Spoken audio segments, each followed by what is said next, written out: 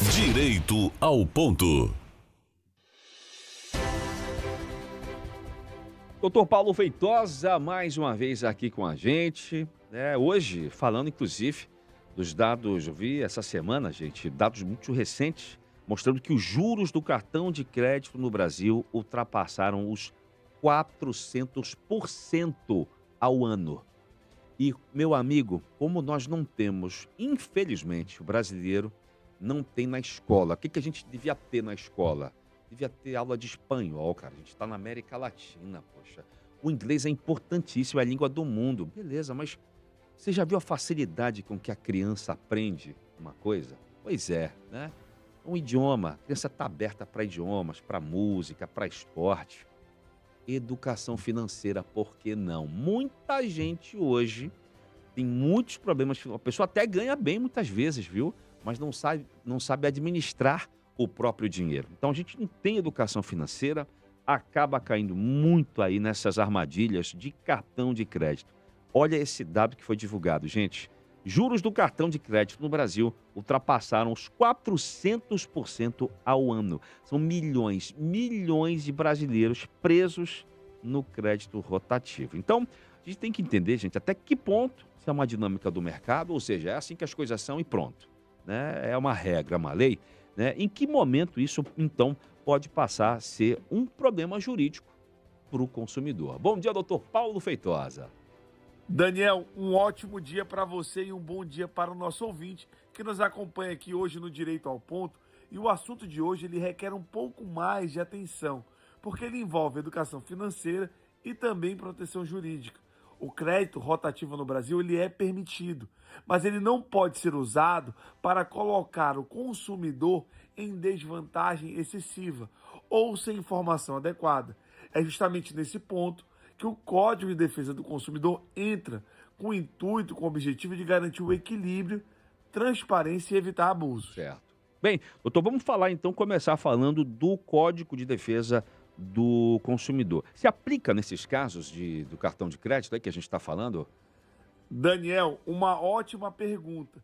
E a resposta é sim, porque há uma relação de consumo entre a financeira, a operadora do cartão de crédito, e o consumidor, tanto que o código garante informação clara e proteção contra práticas abusivas. E o artigo 51 permite a revisão das cláusulas quando há um desequilíbrio contratual.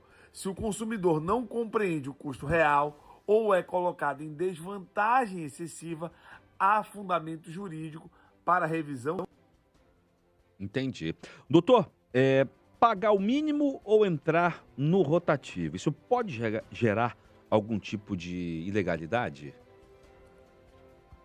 Daniel, por si só a resposta é não, mas pode se tornar abusivo na prática. Se o banco permite a evolução da dívida com encargos desproporcionais, sem informação clara adequada, isso pode sim configurar vantagem excessiva, que é vedada, é ilegal, é proibida pelo artigo 39 do CDC. A análise é sempre caso a caso.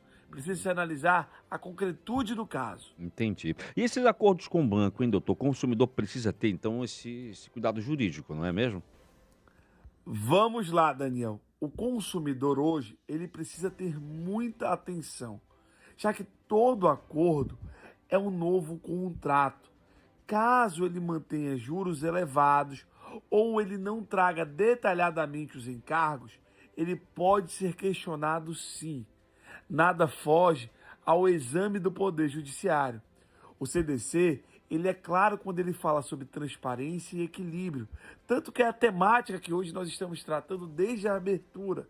Assinar sem entender pode consolidar uma dívida abusiva e ainda dificultar a revisão futura. Certo. Não estou falando de revisão, então. Quem já está endividado, o ouvinte da difusora que está nos ouvindo agora, que está nessa situação, quer saber, quem está endividado, então, já que o senhor falou em revisão, pode buscar essa revisão judicial? Daniel, a resposta é sim, pode sim. Se houver indícios de abusividade, como juros excessivos, capitalização irregular ou falta de informação de transparência, é possível pedir a revisão do contrato e até a repetição dos valores pagos indevidamente, conforme o artigo 42, parágrafo único do Código de Defesa do Consumidor. Entendi. Mas isso exige análise técnica de um advogado. Tá certo. Doutor, muito obrigado mais uma vez, então, doutor Paulo Feitosa, falando aqui pra gente de uma forma bem clara, bem objetiva, sobre essa situação, né? Já que, como eu falei aqui na abertura da nossa conversa, os dados divulgados bem recentemente dão conta de que os juros no cartão de crédito no Brasil ultrapassaram uns 400% ao ano. No fim das contas é isso. Procure sempre a orientação de um advogado. Doutor Paulo Feitosa, muito obrigado mais uma vez e meu bom dia, viu? Daniel, e para fechar esse assunto, que hoje é muito importante, eu quero que o consumidor anote esse passo a passo, esse caminho. O primeiro passo é sempre evitar o rotativo sempre que possível. O rotativo ele concentra os maiores encargos do sistema, porque o banco pensa logo em calote. Depois, exija sempre informação clara do banco. Isso é um direito básico do consumidor previsto no artigo 6º. Formalizar a reclamação no consumidor.gov.br é uma estratégia, porque ela cria prova e abre negociação. 4. Analise qualquer acordo antes de assinar. É sempre bom que você leia. Caso tenha dúvida, procure um advogado, porque um contrato mal feito pode ser uma escravidão, pode ser uma algema que te prenda. 5. Havendo abuso, busque revisão com base no próprio Código de Defesa do Consumidor. Certo. Direito não elimina a dúvida, mas ele impede o abuso das instituições financeiras. É isso.